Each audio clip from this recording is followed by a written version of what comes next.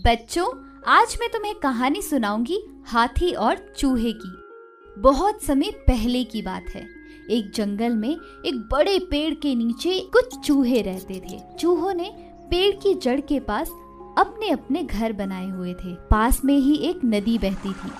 सारे चूहे आपस में मिलजुल कर रहते थे और खुश रहते थे। एक दिन एक हाथियों का झुंड वहां आ गया।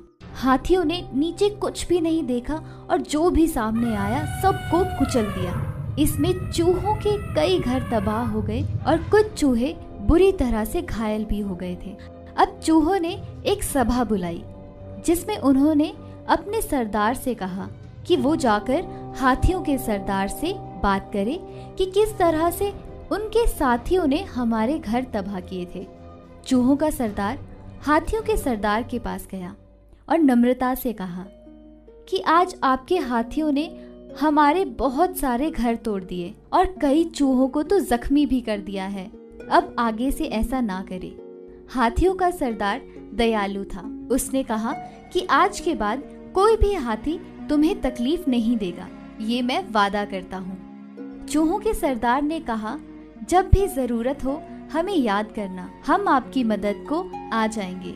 चूहों का सरदार खुश होकर वापस आ गया और बताया कि अब सब ठीक हो गया है। सब कुछ पहले की तरह चलने लगा। काफी दिनों के बाद एक शिकारी ने आकर अपना जाल नदी के किनारे पर बिछा दिया। हाथियों का सरदार इस जाल में फंस गया। उसको अपने दोस्त चूहे सरदार की बात याद आई। उसने अपने साथियों को बुलाकर कहा कि वो चूहों के सरदार को बुलाकर लाए, वो ही हमारी मदद कर सकता है।